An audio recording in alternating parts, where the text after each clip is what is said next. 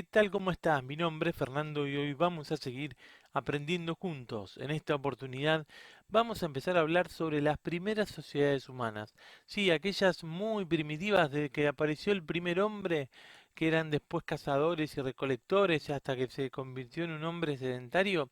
De eso vamos a empezar a hablar hoy.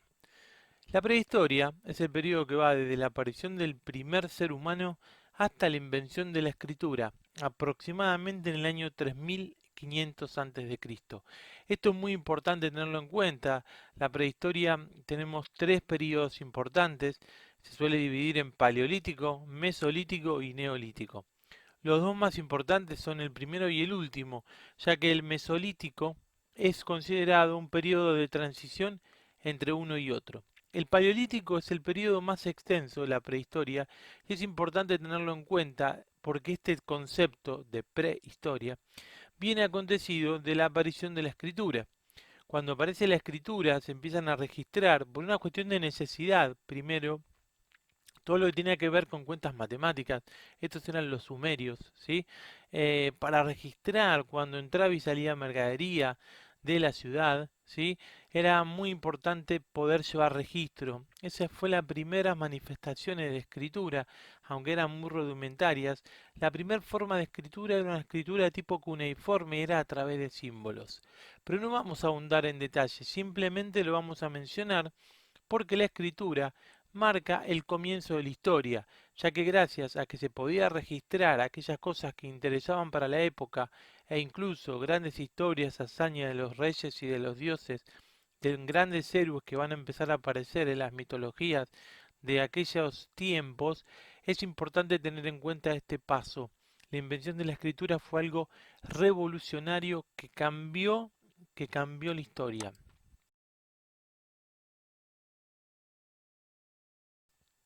Vamos a empezar a hablar del Paleolítico. En el Paleolítico, el hombre aprende a tallar utensilios de piedra, huesos y hasta de animales. Esto es muy importante tenerlo en cuenta porque vamos a ver cómo a través del tiempo los seres humanos fuimos aprendiendo y fuimos dominando determinadas habilidades y destrezas que fueron producto de la necesidad que teníamos en ese momento, en ese periodo. Para estos hombres fue fundamental el manejo de la piedra, de los huesos y de las astas, porque eran los elementos que tenían a mano y eran lo que le permitía sobrevivir. Pensemos que son sociedades, como vamos a ver más adelante, que se consideran depredadoras. Pero un tema muy importante también y muy revolucionario para la época fue el poder dominar el fuego. Eso fue, ¿por qué fue revolucionario? Porque el fuego le permitió varias cosas a estos hombres, ¿sí? Por un lugar, obviamente, poder tener calor, ¿sí? Entonces de esa manera paliar todo lo que tenía que ver con el frío y todo lo externo. También le brindaba seguridad. ¿Por qué? Porque la presencia del fuego les permitía que los animales a lo mejor salvajes que anduvieran cerca de su campamento, tengamos en cuenta que eran pueblos nómades que se trasladaban de un lugar al otro y que al no tener un lugar fijo sus viviendas eran muy precarias. Por lo tanto, el poder darle seguridad también era muy importante a la hora de poder estar en una región durante un tiempo, aunque sea provisoriamente. Obviamente que también le servía para la caza, ¿sí? El poder acorralar a un animal en grupo, porque era un animal muy grande, y poder reducirlo, fue también un hecho muy importante para la época, ¿sí? Y finalmente, obviamente, el tema de la dieta, de la digestión, el poder cocinar y el poder hacer que el fuego cocine sus alimentos, mejoró la dieta de estas personas, donde ya no se enfermarían tanto, donde ya su digestión iba a ser mucha más ligera y su salud obviamente iba a estar mejor. Cuando hablamos del estilo de vida nómade, ahí ves algunas imágenes sobre algunas cuevas o algunas tiendas que eran de la época. Como ya te digo, no tenían una vivienda fija, por lo tanto, se tenían que hacer de los materiales, de los elementos, de todo lo que encontraban en el camino y aprovecharlo al 100%. No tenían un lugar fijo de residencia, entonces dependían de esos recursos naturales. Y cuando esos recursos naturales se les terminaba, tenían que irse a otro lado, porque si no, su supervivencia corría riesgos. Hoy te comenté que se las denominaba sociedades depredadoras. ¿Por qué? Y bueno, porque cazaban animales para su subsistencia. Los varones salían del campamento y se iban a cazar, los varones adultos, mientras las mujeres y los chicos se quedaban alrededor de lo que eran sus viviendas en ese campamento donde hacían base y recolectaban frutos y cazaban animales muy pequeños. Es muy importante tener en cuenta esto, ¿por qué? Porque el hombre que cazaba, el varón mayor que cazaba, generalmente vamos a ver que lo hace por una cuestión de sobrevivir y de supervivencia, como te decía recientemente. Las sociedades depredadoras se consideran así porque cazaban animales para su subsistencia. Los varones adultos salían del campamento, mientras que los niños y las mujeres se quedaban cerca de las viviendas, recolectando frutos y cazando animales pequeños. Tengamos en cuenta esto muy importante. Hoy quizá para nuestra supervivencia nosotros salgamos a trabajar, eh, puede ser de forma de relación de dependencia o autónomamente, rebuscándolas, haciendo changas o lo que fuese, ¿sí? Estos hombres para sobrevivir salían a jugarse la vida, porque el cazar animales no significaba, obviamente, ir, apuntar a qué animal quiero cazar y listo. No, muchas veces corrían seriamente riesgo sus vidas. Y en algunos casos, cuando iban en grupo, se animaban a cazar animales más grandes todavía. Por eso es muy valioso la tarea que estos hombres tenían que hacer, porque no podían quedarse en sus casas si llovía o si necesitaban comer. Así de simple, no les quedaba otra que salir a cazar. Y en esos casos también, en casos extremos, como ya te decía recién, contaban con la ayuda de los niños y las mujeres, que siempre algo recolectaban o cazaban, pero no tenían la conciencia de almacenamiento como si iban a tener otras sociedades. Buscan para vivir.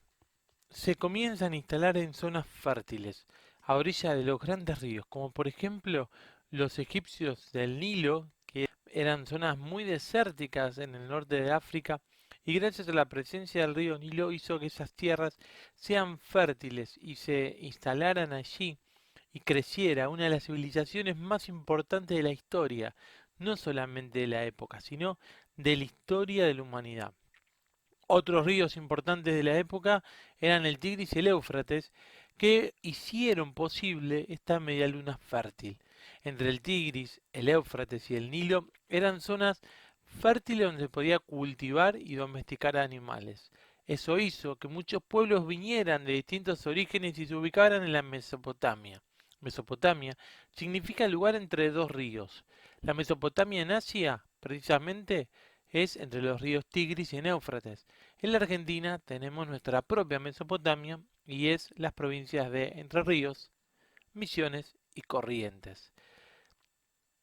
Vamos a tener en cuenta también en este caso que gracias a esa fertilidad de los suelos, estos pueblos podían ser productores de sus propios alimentos.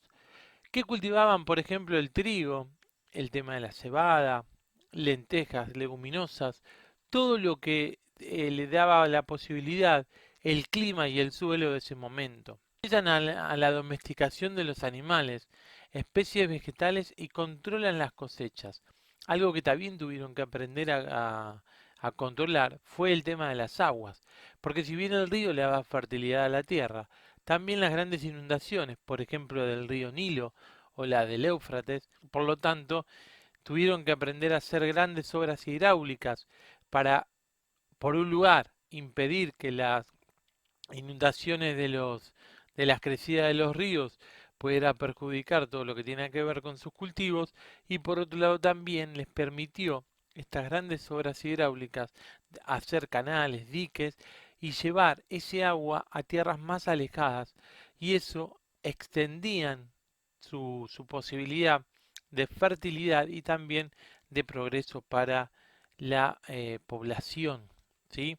A esta forma de vida que van a llevar a cabo estos pueblos, ¿sí? Se la denominó sedentarización. ¿Qué significa? Que se quedaban en un lugar fijo. Entonces los agricultores comienzan a tener el sentido de la propiedad. Yo me instalo en este lugar, este es mi ganado, estos son mis cultivos y empiezo a cuidarlos como tal. No podemos hablar de propiedad como un título, como tenemos hoy en día, pero sí el sentido. Esto de decir, bueno, esto que estoy trabajando es mío, me pertenece. ¿Sí? Comienzan a agruparse en poblados, ya al estar en un lugar fijo, permite que se agrupen. Esto hace que se vaya creciendo el tema de la población, se vayan reproduciendo y obviamente necesiten una organización. Con el tiempo, esa forma de organización que en un comienzo se da de hecho de forma tradicional, eh, haciendo hincapié mucho en las enseñanzas de los más sabios del pueblo, etcétera, eh, con el tiempo va a ser necesario una normativa, alguien que los dirija, que los gobierne. Pero todavía no, en este primer momento tenemos que hablar que se comienzan a agrupar en poblados y que obviamente naturalmente algún líder va a salir. ¿Qué pasaba con los alimentos? Los alimentos se sembraban, se cultivaban, se consumían, obviamente era lo principal, poder alimentarse y alimentar a su familia. Pero también había que poder guardar esos alimentos para épocas de escasez o de sequía o de inundaciones que perjudicaban en la cosecha o de distintas cuestiones sociales, económicas, naturales que tuvieran que enfrentar. Entonces siempre algo se iba a almacenar. Y finalmente lo que sobraba, digamos, el excedente que quedaba, que no se consumía ni que tampoco se almacenaba, empiezan a realizarse actividades de comercio. Surge la necesidad del comercio y por ende surge el tema del trueque. ¿Sí? La forma de comerciar en ese momento no era una cuestión de a ver quién gana más, quién gana menos, esto que yo hice vale más que lo que vos me podés dar. No, era netamente algo que tenía que ver con las necesidades de las personas de ese momento y de esas sociedades. Estas son algunas características básicas que quería contarte sobre la prehistoria. Sí, este periodo que nos abarca, ¿sí? Desde el comienzo de la aparición de los seres humanos hasta, ¿sí? la invención de la escritura. Espero que te haya servido. Nos vemos en la próxima clase cuando digamos seguimos aprendiendo juntos.